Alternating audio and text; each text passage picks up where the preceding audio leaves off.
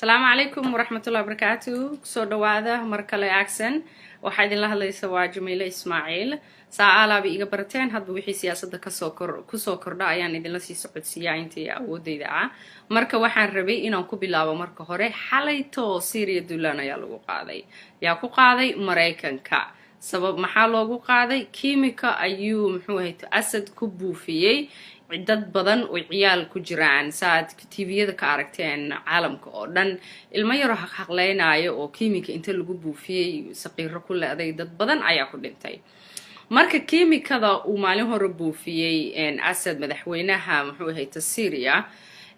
hadda ugu ma horeyso 2013kii ayuu mar sidaas oo kale yeelay markii uu madaxweynaha muxuu ahayd Barack Obama uu madaxweynaha ahaa markaas ayada ah Mareykanka inuu awood military uu ku jawaabo ayuu rabay madaxweynaha muxuu ahayd Obama uu ka hadlay muxuu ahayd muxuu ahayd jawaaba kama aysan bixinin taas marka Donald Trump markii uu shicib ayuu ahaa markaas doorasho xitaa ma jirin waxaan oo dhan ma jirin aad ayuu uga soo horjeeday madaxweynuhu inuu awood sheegto uu muxuu ahayd muruqiisa ballaariyo camal marka tweet ayuu sameeyay uu leeyahay aadan uga soo horjeedaa laakiin xalayto asaga ayaa duqeeyay muxuu ahayd Asad sababta loo duqeeyay marka waxay ahayd inuusan kiimikada mar kale dib u isticmaalin aw ma ahan in Asad laga tuuro xukunka taas ayay dadka badankiisa aad ugu degdegeen hadii la rabo in xukunka laga tuuro talaabooyin fara badan ama hubka lagu badin lahaa marka xalayto waa la duqeeyay waxa lagu riday madfaciina lagu rabay laakiinse awoodiisa military waxba looma dhimin meelo badan oo muxuu ahayd ciidamadiisa ay degan yihiin duqeyn laguma sameeynin marka waxay ahayd sidii cunug yar oo ul yarsaan lagu siiyay camal wax weyn inay saameyn weyn samayso looguma talagalin duulaanka xalay la qaaday waxa kaliya loogu talagalay in loo sheego inuusan kiimiko isticmaali karin kiimikada hubka ah muxuu ahayd adduunka lama ogola marka waxa loogu talagalay inuu loo sheego kaliya inuusan kiimikada isticmaali karin in xukunka laga dajiyo ama muxuu ahayd la tuuro ama muxuu ahayd dhaawac aad u fara badan la gaarsiiyo qorshuhu ma uusan ahayn qorshaha wuxuu ahaa kaliya in lala socodsiiyo inuusan kiimikada isticmaali karin marka taas yay saameyn ku yeelanaysaa wasala socod adduunka awoodiisa waa lagu tartamaa Russia muxuu ahayd ayadana waxay ka tahay big power player muxuu ahayd ayadana aad bay u weyn tahay oo waliba arrimaha Suuriya way u dhundulashaayo ayada Suuriya u janjeertaa dhankeeda sababtoo ah xalay markii uu Pentagonka u duqeynayay Syria waxay la socodsiiyeen Russia-na waxay la socodsiiyeen Syria oo waxa la yirinayaa waa lagu soo maqan yahay meesha ka tabaabashayso marka muxuu ahayd madaxweynaha Russia maxay asaga la tahay madaxweynaha Russia horta tan aad ay uga xanaajinaysaa laba siyaabood way u saameynaysaa mid waxa waaye asaga ismuusan lahayn Donald Trump ayaa wuxuu noqon doonaa sidii uu xalay u noqday Donald Trump wuxuu ahaa nin wixiigaasaan Mareykankaasaan laakiin ani adduunka waxba igama quseeyaan taasna dan weyn ayaa ugu jirtay Russia waxay rabaan inay murqahooda balbalaarsadaan ayaga ay adduunka ka taliyaan wadanka kaliya la tartami kara ama la soo garab istaagi karana uu faraha kala baxo sidii uu Donald Trump ballan qaaday wuxuu yiri aniga gurigaygaan rabaa inaan hagaagsado waa tuu yiri making America great again macnaheed maxaa weeye ani adduunka kale waxba igama quseeyaan muxuu ahayd waxaas oo dhan shuqul kuma lihi marka taas talaabada uu xalay Donald Trump qaaday way ka xanaajinaysaa madaxweynaha Russia Vladimir Putin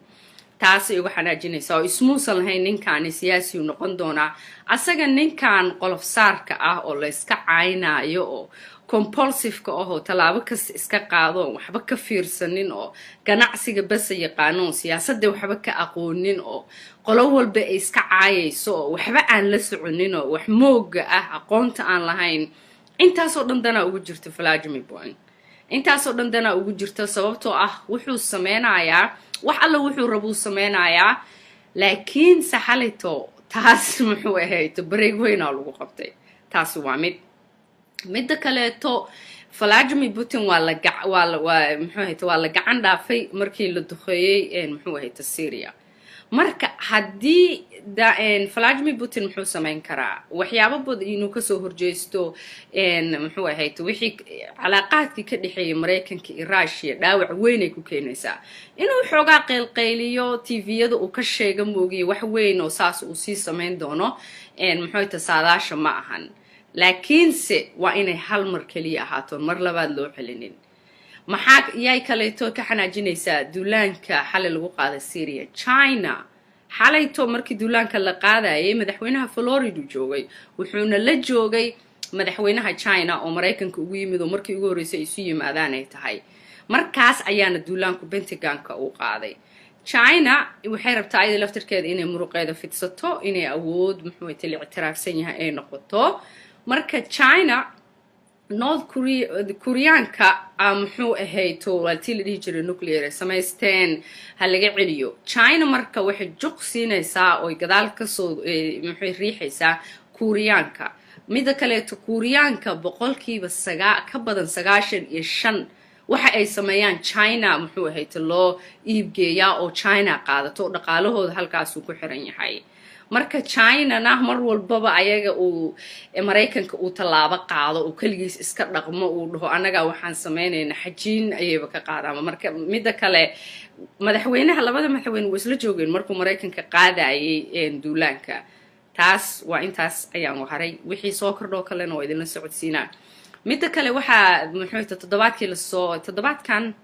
toddobaadkan aheeda umaleena yes waxa asna muxuu ahayd laga dawladda meeshii uu haystay laga saaray ninka la dhaho Steve Bannon intiina taqaanaan Steve Bannon waxa waaye ninkii ugu dhawaa madaxweynaha waliba oo soo galay oo far right-ka dhanka midigta wuxuu ka yimid waa GOP muxuu ahayd Republican waaye Republican wuxuu ka shaqeyn jiray website ayuu lahaan jiray website-kaas oo propaganda iyo muxuu ahayd been abuur kaliya lagu sameyn jiray kaas oo u janjeeray danka in cadaanka kaliya ay wadanka haystaan oo waxay rabeen wax la dhaho ay muxuu ahayd ayay sameeyaan la dhaho ethno state waxa waaye in wadankan uu dadkan kaleeto oo muslimka madowga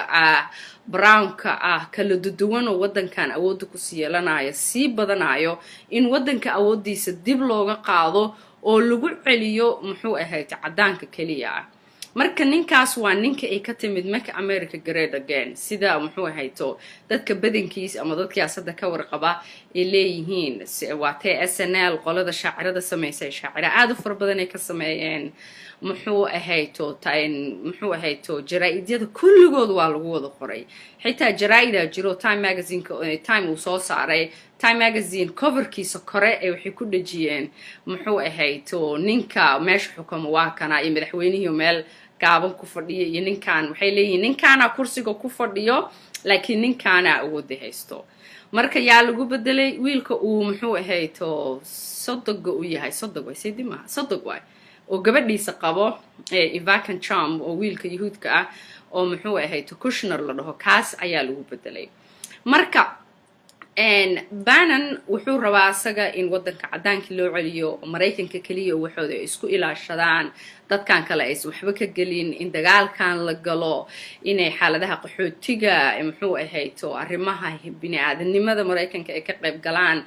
inay sheegaan in ayaga adduunka ugu awood badan waxaas oo dhan wuxuu yiri anaga waxba naga ma quseeyaan gurigeena hagaagsano marka asaga wuxuu ahaa nationalist in wadanka kaliya wixiisa uu ku ekaado marka meeshii waxa soo galay Kushner waxa waaye adduunkan soo dhaweeyno ganacsada waaye saala socotaanba ganacsatada waxay dan ugu jirtaa adduunyadan isu kala gooshaysa isu kala soconaysa waxyaabahaas oo dhan ay dan ugu jirtaa madaxweynaha mar walba marka waxa la isku haayay asaga Donald Trump business aad u far badan u leeyahay adduunka meel kala duwan uu ku yaalaa marka inta badanna ma gadaan adeeg ama alaab dadka badankiis markay wax gadayaan waxay gadaan adeeg services ama muxuu ahayd alaabay gadaan products asaga labadooda midna ma gado asaga magaciisu gadaa Trump magaca la dhahaa la gadaa waxbaa la kor looga dhajiyaa muxuu ahayd waxaasaa la xayeysiiyaa marka adduunka inuu isu furnaado